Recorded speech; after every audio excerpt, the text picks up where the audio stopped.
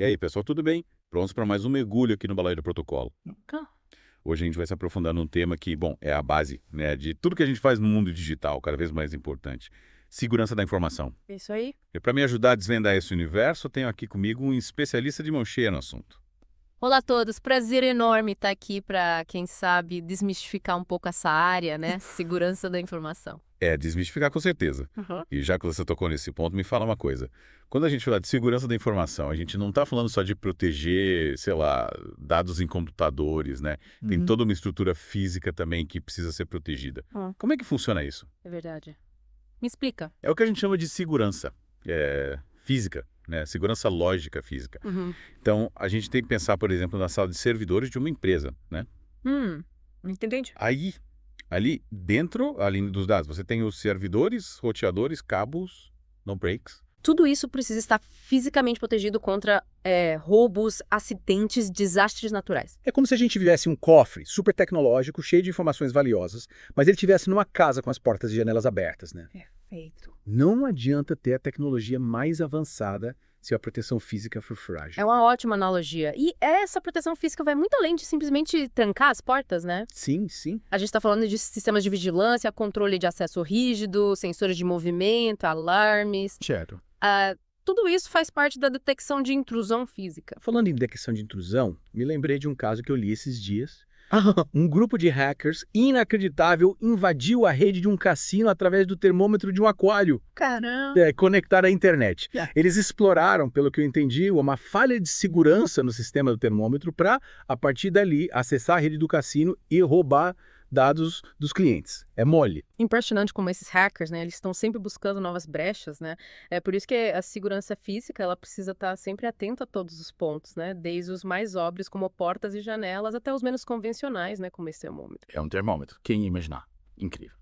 E quais são os métodos, assim, mais comuns de detecção de intrusão física? A gente vê muito em filme aqueles lasers vermelhos cruzando o ambiente, mas me parece que a realidade é um pouco diferente, né? Mas filmes costumam dar uma exagerada, né? Dramatizar. Para aumentar a tensão, né? Mas na prática, os métodos mais utilizados são sensores de movimento, que detectam qualquer movimentação suspeita no ambiente, e câmeras de vigilância, que gravam imagens 24 horas por dia e podem ser acessadas remotamente. Alguns sistemas mais sofisticados ainda usam sensores infravermelhos para detectar calor, o que pode ser útil para identificar a presença de pessoas mesmo em ambientes escuros. Interessante. E esses sistemas, eles são infalíveis?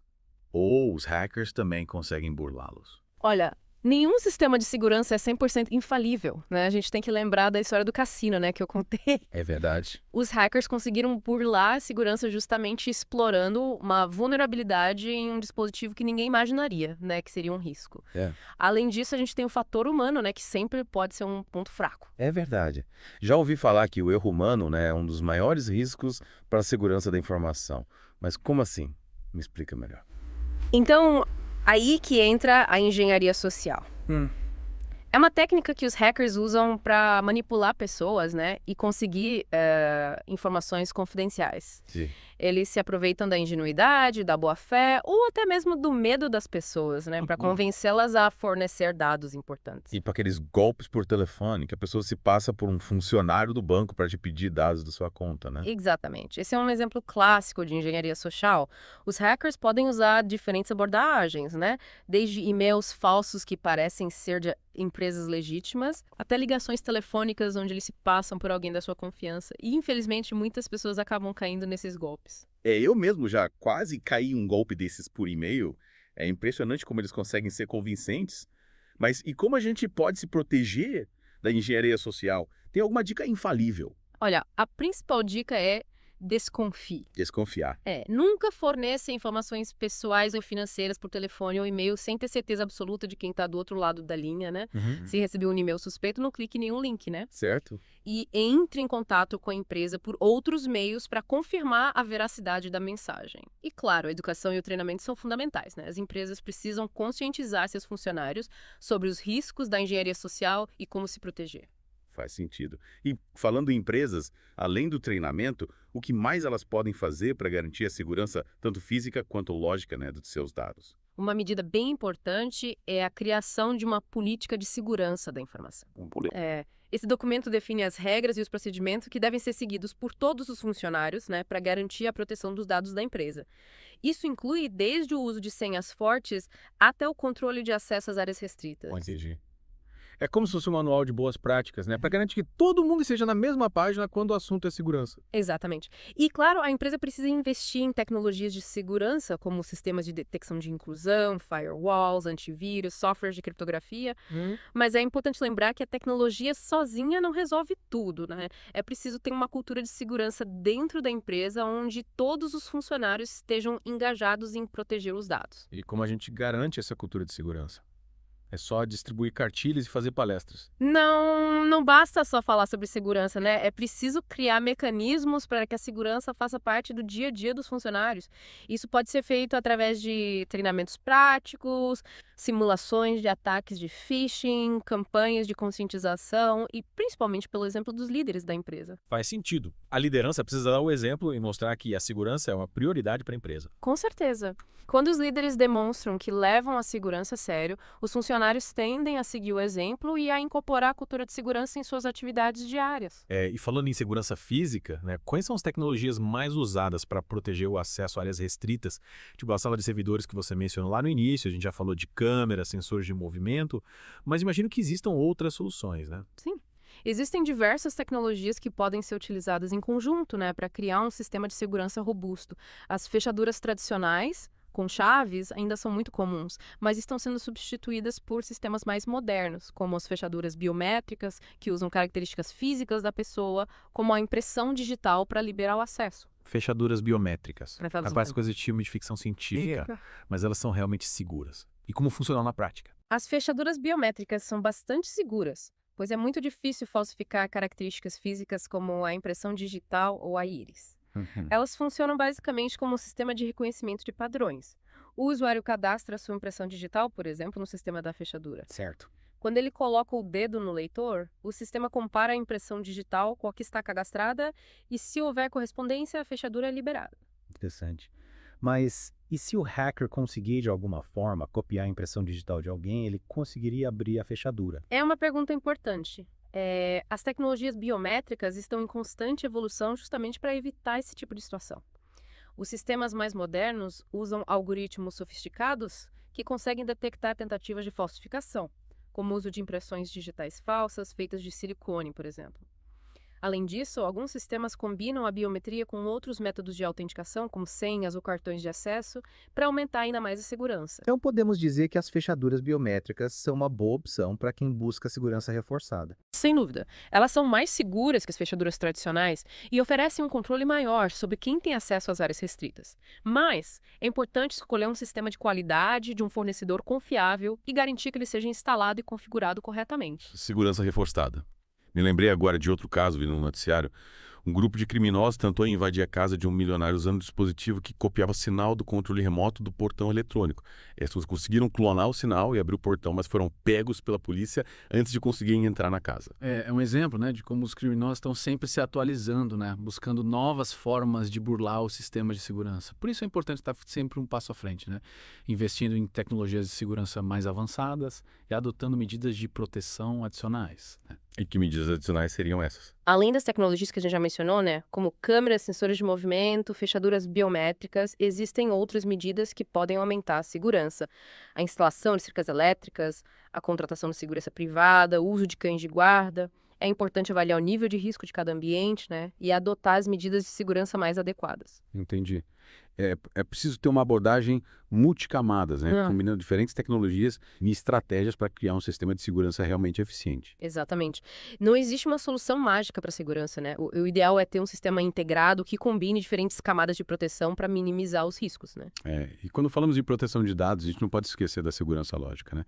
Já falo bastante sobre segurança física, mas e a proteção dos dados que estão armazenados em computadores visidores? A segurança lógica é tão importante quanto a física, né? Ela envolve a proteção dos dados contra acesso não autorizado, alterações indevidas, perda de informações.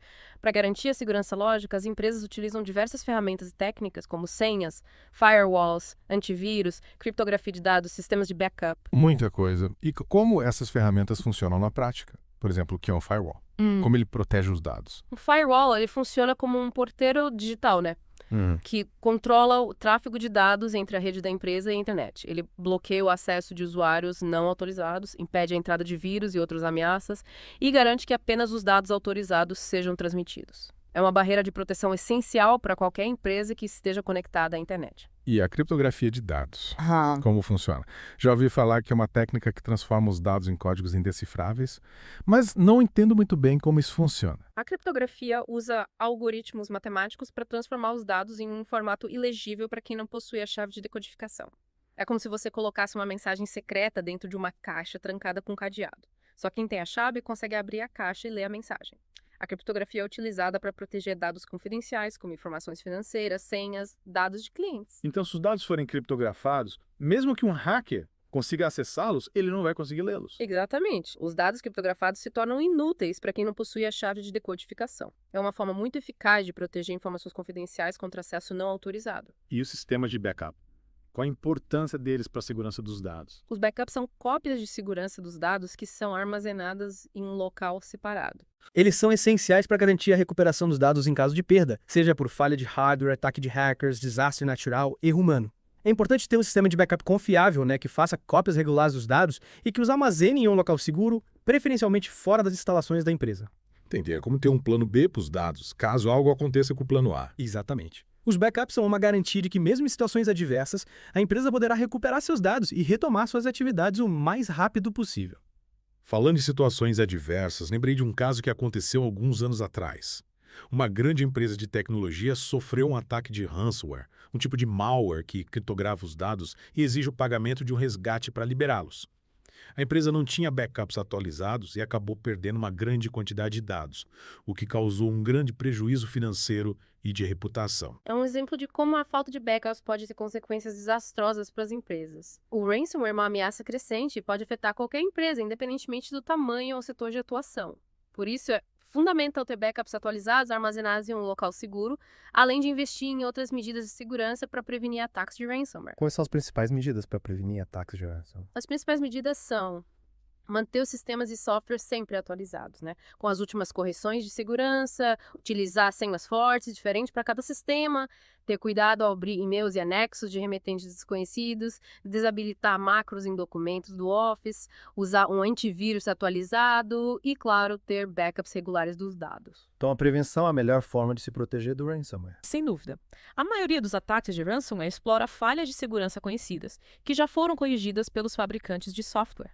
Por isso, manter os sistemas atualizados é fundamental para reduzir o risco de infecção.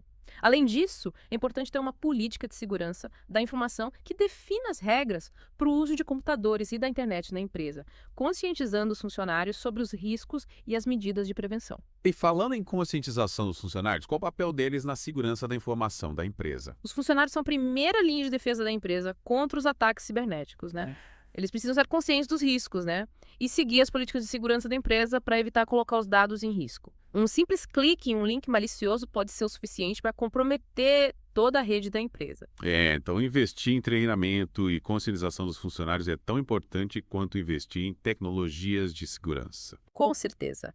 A tecnologia é importante, mas não adianta ter os melhores sistemas de segurança se os funcionários não souberem usá-los corretamente, Ou se não estiverem conscientes dos riscos. A segurança da informação é uma responsabilidade de todos dentro da empresa, desde o CEO até o estagiário. Além da conscientização, que outras medidas as empresas podem tomar para garantir que os funcionários estejam seguindo as políticas de segurança? As empresas podem implementar sistemas de monitoramento para acompanhar as atividades dos funcionários na rede da empresa, bloquear o acesso a sites e aplicativos que possam representar um risco para a segurança, utilizar ferramentas de controle de acesso para garantir que apenas os funcionários autorizados tenham acesso a dados confidenciais e realizar auditorias regulares para verificar se as políticas de segurança estão sendo seguidas. Mas e a privacidade dos funcionários? Até que ponto a empresa pode monitorar suas atividades sem invadir a privacidade deles? É uma questão delicada, que precisa ser bem ponderada. A empresa tem o direito de proteger seus dados, seus sistemas, mas precisa fazer isso de forma ética e transparente, respeitando a privacidade dos funcionários. É importante ter uma política de privacidade clara, que defina os limites do monitoramento e que seja comunicada a todos os funcionários. E como garantir que essa política de privacidade seja realmente respeitada? A empresa pode criar um canal de comunicação para que os funcionários possam tirar dúvidas, reportar violações à política de privacidade, além de realizar auditorias independentes para verificar se a política está sendo cumprida. A transparência e o diálogo são essenciais para construir uma relação de confiança entre a empresa e seus funcionários. E quando a gente fala em segurança da informação, a gente não pode esquecer dos dispositivos móveis, né? Hoje em dia, quase todo mundo usa smartphones, tablets para trabalhar e esses dispositivos também precisam ser protegidos. Com certeza. Os dispositivos móveis são alvos fáceis para os hackers, né? Pois muitas vezes não possuem as mesmas medidas de segurança que os computadores. É importante ter senhas fortes para desbloquear o dispositivo, instalar um antivírus, tomar cuidado ao acessar redes Wi-Fi públicas e evitar baixar aplicativos de fontes não confiáveis. E as empresas o que podem fazer para proteger os dados da empresa que estão armazenados nos dispositivos móveis dos funcionários? As empresas podem implementar políticas de segurança para o uso de dispositivos móveis, exigindo o uso de senhas fortes, a criptografia dos dados armazenados no dispositivo, a instalação de softwares de gerenciamento de dispositivos móveis, os MDMs, né, para controlar o acesso aos dados da empresa e a realização de backups regulares. Esses softwares de MDM, como eles funcionam? Os softwares de MDM permitem que a empresa controle remotamente os dispositivos móveis dos funcionários, né? Definindo políticas de segurança, bloqueando aplicativos e sites, apagando dados remotamente em caso de perda ou roubo do dispositivo, rastreando a localização do dispositivo. Mas isso não invade a privacidade dos funcionários. Assim como no caso do monitoramento das atividades dos funcionários na rede da empresa, o uso de softwares de MDM precisa ser feito de forma ética, transparente, respeitando a privacidade dos funcionários. É importante ter uma política clara, que defina os limites do controle e que seja comunicada a todos os funcionários. Falando em privacidade, lembrei de um caso que gerou muita polêmica recentemente. Uma empresa de redes sociais foi acusada de coletar dados dos usuários sem o seu consentimento e de utilizar esses dados para fins comerciais. Isso gerou uma grande discussão sobre a ética na coleta e no uso de dados pessoais. É um tema cada vez mais relevante, né? Principalmente com o avanço da tecnologia e o aumento da quantidade de dados que são coletados e armazenados pelas empresas. A ética na coleta e no uso de dados precisa ser um princípio fundamental para qualquer empresa que lida com informações pessoais, né? É preciso ter transparência, pedir o consentimento dos usuários, utilizar os dados apenas para os fins para os quais foram coletados e garantir a segurança e a privacidade das informações. E como garantir que as empresas estejam realmente seguindo esses princípios éticos? É importante ter leis e regulamentações que protejam a privacidade dos dados pessoais, né? Além de mecanismos de fiscalização para garantir que as empresas estejam cumprindo as regras. A sociedade civil também tem um papel importante, né? Pressionando as empresas a adotarem práticas éticas e denunciando abusos. E os usuários? O que podem fazer para proteger seus dados pessoais? Os usuários precisam estar conscientes dos riscos, né? E tomar medidas para se proteger, como ler as políticas de privacidade das empresas antes de fornecer seus dados, usar senhas fortes, tomar cuidado ao acessar redes Wi-Fi públicas, evitar clicar em links suspeitos e manter seus sistemas e softwares sempre atualizados. Nossa, é muita coisa para prestar atenção. Bem? Mas acho que o recado principal é: a segurança da informação é uma responsabilidade de todos nós. Com certeza. A segurança da informação não é apenas uma questão técnica, né? É uma questão de cultura, de comportamento, de responsabilidade. Todos nós precisamos fazer a nossa parte para proteger nossos dados e os dados da nossa empresa. E falando em fazer a nossa parte, me lembrei de outro caso que vi nas notícias. Um funcionário de uma grande empresa de varejo roubou dados de clientes e os vendeu na Dark Web.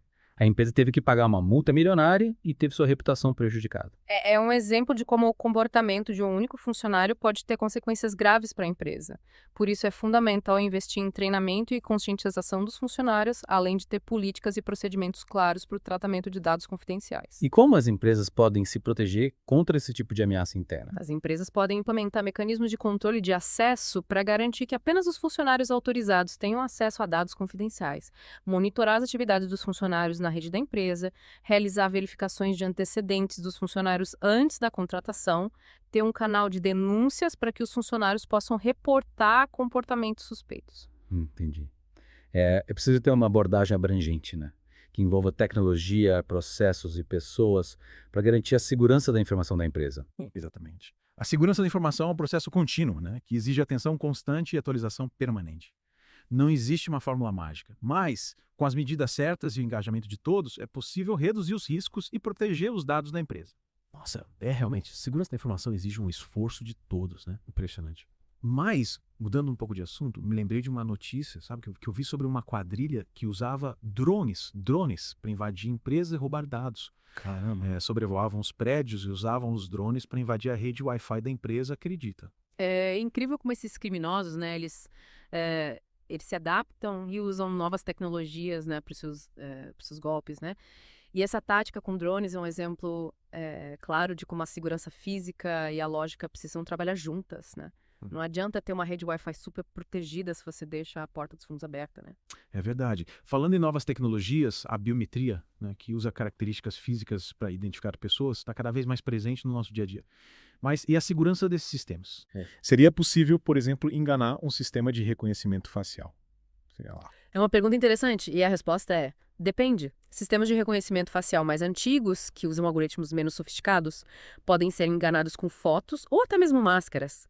Mas os sistemas mais modernos, eles usam algoritmos de inteligência artificial, aprendizado de máquina, que conseguem detectar detalhes sutis, né, como textura da pele, a profundidade do rosto, tornando a falsificação muito mais difícil. Então, a gente pode dizer que a biometria é uma tecnologia segura. Em geral, sim. A biometria, quando bem implementada, oferece um alto nível de segurança. Mas é importante lembrar que nenhum sistema é 100% infalível, né? E como qualquer tecnologia, a biometria também tem seus desafios, como a necessidade de proteger a privacidade dos dados biométricos. E por falar em privacidade, a gente não pode deixar de mencionar a Lei Geral de Proteção de Dados, a LGPD, né, que entrou em vigor aqui no Brasil já faz um tempinho, né? Essa lei trouxe mudanças importantes na forma como as empresas podem coletar, armazenar e usar os dados pessoais dos usuários. Com certeza, a LGPD foi um marco, né, na proteção de dados no Brasil, colocando o país em sintonia com as melhores práticas internacionais. A lei estabelece uma série de direitos para os titulares dos dados, como o direito de saber quais dados estão sendo coletados, para que finalidade, com quem estão sendo compartilhados, e o direito de solicitar correção, exclusão ou a portabilidade dos seus dados. E como as empresas têm se adaptado à LGPD, pelo que eu vejo, a maioria dos sites e aplicativos agora pedem o meu consentimento, né, antes de coletar meus dados. Sim, a LGPD trouxe uma mudança significativa na cultura de tratamento de dados no Brasil. As empresas tiveram que se adequar à lei, implementando políticas de privacidade, revisando seus processos de coleta e tratamento de dados e investindo em tecnologias para garantir a segurança das informações. E, claro, os usuários também estão mais conscientes dos seus direitos, né? Mais exigentes em relação à proteção dos seus dados. E falando em usuários conscientes, né? O que a gente, como indivíduos, pode fazer para se proteger nesse mundo digital que é cada vez mais complexo, né? A principal dica é: seja consciente, informe-se sobre os riscos, entenda como seus dados podem ser usados e adote medidas simples, né, para se proteger, como usar senhas fortes, não clicar em links suspeitos, manter seus sistemas atualizados e usar o bom senso ao compartilhar informações online. Parece que a segurança da informação, no fim das contas, é uma questão de bom senso, né? E de cuidado tanto para as empresas quanto para os indivíduos. Concordo plenamente. A tecnologia está em constante evolução, né? Os riscos são cada vez mais sofisticados, mas os princípios básicos de segurança continuam os mesmos: cuidado, atenção e bom senso. Pois é. E com essa mensagem importante, a gente encerra mais um Balaio de Protocolos. Espero que vocês tenham gostado da nossa conversa e aprendido um pouco mais sobre esse tema tão importante que é a segurança da informação. Eu também gostei muito do nosso papo. Foi um prazer compartilhar um pouco do meu conhecimento com vocês. E para quem quiser saber mais, a gente vai disponibilizar alguns links e materiais extras na descrição do episódio. Fiquem ligados para o próximo Balaio de Protocolo, onde a gente vai mergulhar em outro tema fascinante do mundo da tecnologia. Até lá! Até a próxima!